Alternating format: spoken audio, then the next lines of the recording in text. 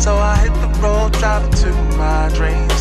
Hit some potholes, had some tires blow. Yet the will I still hold. Listen, it's no shame in admitting you need some help. When you realize that you no longer have hope for tomorrow or even for today, that's a very serious place to be. One thing that's kept me throughout these years and through all of the situations that I've encountered was that I still had hope. I may not have had the answer or the way out to the situation, but I still kind of somehow knew intuitively things would work itself out. If you find yourself in a position where you have no idea of how things are going to play out for you, number one, don't be alarmed. You're not the first, you're not the last. But where you should draw the line at is when you don't feel like you don't want to carry on because you don't have the answers to life's many questions.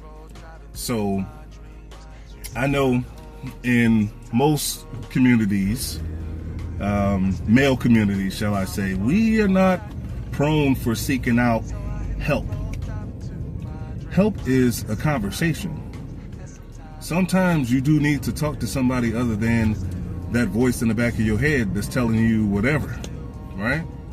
That is a good thing, to talk to somebody.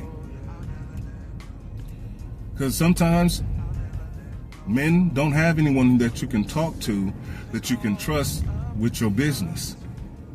Even if you have friends or so-called friends or associates, however you want to label them, you can't necessarily say that they're not going to go back and talk to their wife or their girlfriends about your business.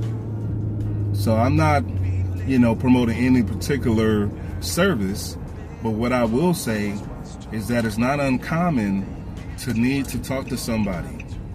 We all need to talk to somebody. You know what I'm saying? You can be macho or whatever, however you want to frame it. But if you don't take time to assess your mental state, it can land you in places that you don't want to be. You know how many men are in jail and in the prison system right now today because they didn't talk to somebody when they were tripping? Okay? Because these are emotional responses. And of course they say men shouldn't be emotional. And to a degree, I believe that you should not be acting, at the very least, not acting on your emotions. You can have emotions because we're, a human being, but we should not be acting on our emotions. In a perfect world, men are supposed to be wired to be more logical. So if we're more logical, that means that we're innately supposed to be able to logically think about what's going on. And there's nothing wrong with coming to a place and saying, you know what? This is a bit more than I can bear. I done went round and round in my mind about this particular subject. I cannot find a way out. Maybe I need to talk to somebody. There's been times when I've talked to people. In the same time, I realize that some of these situations that we may face on a daily basis, it's beyond my control. And for me personally, everybody can do what you want to do, whatever your religious practices are. I don't care. But for me, there's an old saying where you let go and let God. And that comes into play when you know that you've done everything that you could possibly do. And you have to get that burden off of your shoulders and put it back on to the one that created you. Because we all have a creator, okay? Whoever created us has a purpose and a plan for our life. So we're told, okay? Yeah, so we're told. But nonetheless, you ultimately will feel better once you release that pressure off of your shoulders. As I said in my many other videos, being a man requires diligence in what you're doing. It's going to require patience, and it's going to require a matter of self-love. Because the world at large may never reward you for your contributions. And if you have relationships, you have children, what have you, whatever, baby mama, whoever, may never acknowledge what efforts that you do make. But you have to be able to look back at yourself and say, you know what? I did the best I could with what I knew at the time. That's one of the things that when I came across that saying, it resonated with me. I was like, you know what? That is the truth. I did the best I could with what I knew at the time. Of course, now I know better. So I should not be repeating those same mistakes from yesteryear because I know better. But I also have to release myself from the guilt and the shame for not knowing better and creating situations that were not beneficial for myself or others around me. It's like you can beat yourself up to a point of no return. And that goes right back to what I was saying about losing hope. And I don't think a lot of women realize, and this is not bashing women, but I don't think a lot of women understand the weight that is on the shoulders of men.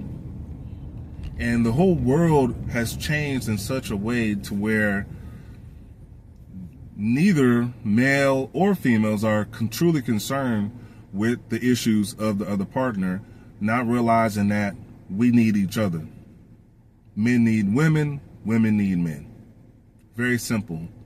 But the society is trying to destroy the nuclear family. They're doing a wonderful job of that.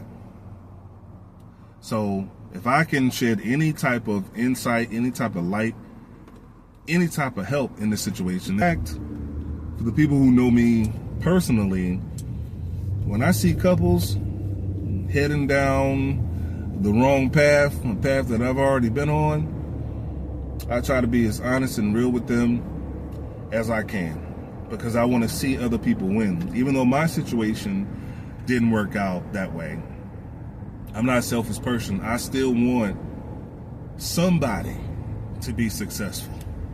Okay? Even if it's not me. If I had to be the sacrificial lamb, unbeknownst to me, but if I can help somebody else salvage their relationship, that's what I'm here to do. And we have to start caring about more than ourselves. A lot of us are just so self-centered, and we're focused on what benefits me and me alone. That's learned behavior. We've learned that we can't trust this one, you can't trust that one. And time will probably show you that that's true to some degree.